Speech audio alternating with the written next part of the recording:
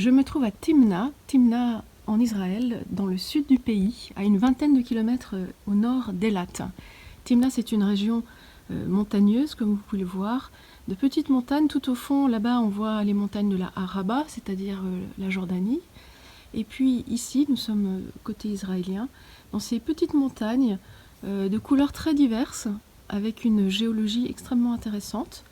Ce qui nous intéresse sur ce site, c'est pas tant, disons que je ne suis pas venue pour sa géologie, plutôt pour son histoire, pour l'activité humaine qui s'est exercée ici, au cœur de ces montagnes.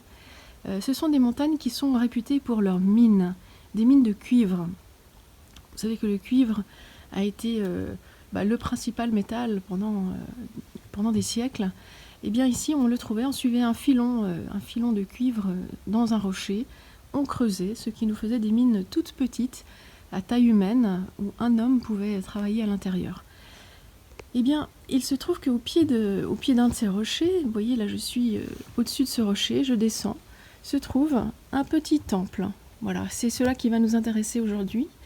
Ce temple est dédié à la déesse Hathor, donc déesse égyptienne. Pourquoi ? Parce que entre 2900 et 2600 avant Jésus-Christ, le site était donc occupé par des miniers égyptiens, comme toute cette partie du Moyen-Orient, c'est l'Égypte qui contrôlait toute la région.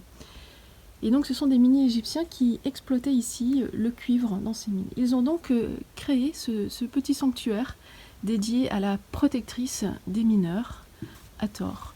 Et c'est ce petit sanctuaire que nous allons découvrir. Vous voyez, il est placé au creux du rocher. Je vous montre ce rocher, ça se visite bien sûr.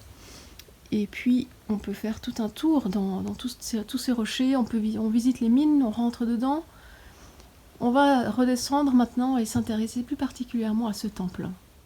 Nous voilà devant le petit temple égyptien, le temple dédié à la déesse Hathor. On a retrouvé au fond de ce temple un masque en faïence représentant le visage d'Hathor, ce qui a permis d'en comprendre la signification de ce lieu. Vous voyez que les murs sont assez épais, ils ne sont pas très hauts, on ne pense pas qu'ils ne continuaient plus haut, en fait on pense plutôt que des toiles étaient placées au-dessus, un peu à la manière d'une tente, ce qui nous faisait un sanctuaire de pierre et de toiles. Voilà.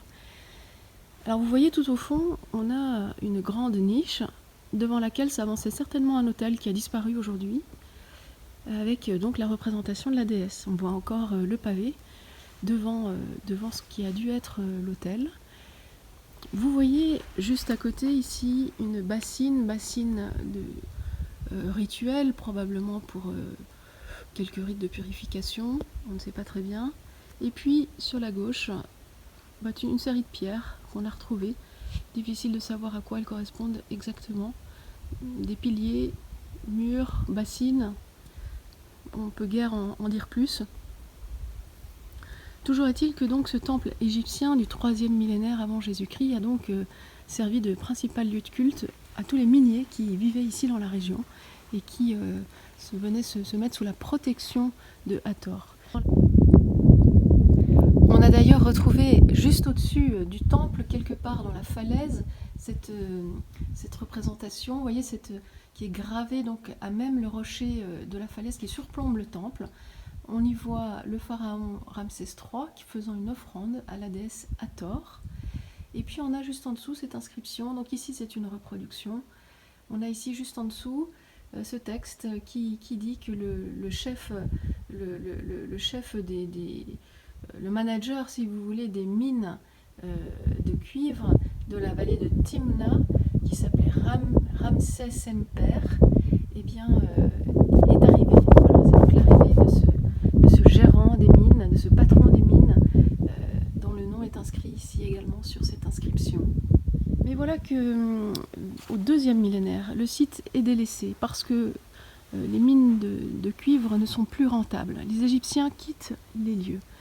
Et c'est un autre peuple qui va arriver, ou qui va plutôt reprendre les lieux. Il s'agit des Madianites.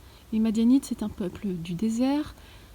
On en a entendu parler parce que, rappelez-vous, lorsque Moïse s'échappe d'Égypte, qu'est-ce qu'il fait ? Il vient se réfugier chez des Madianites. Et il épousera d'ailleurs la fille du grand prêtre madianite, Sipora. Voilà. Donc les Madianites sont dans la région, et puis le temple égyptien qu'on voit eh bien, va être transformé, défiguré en réalité.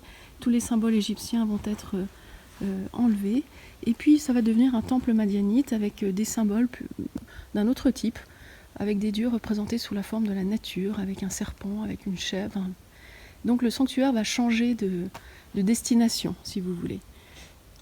Voilà, et puis donc ce qu'on voit ici finalement, c'est cette superposition de sanctuaires, d'époques, de peuples qui se sont succédés pour utiliser, prier en ce lieu, invoquer leur Dieu en ce lieu.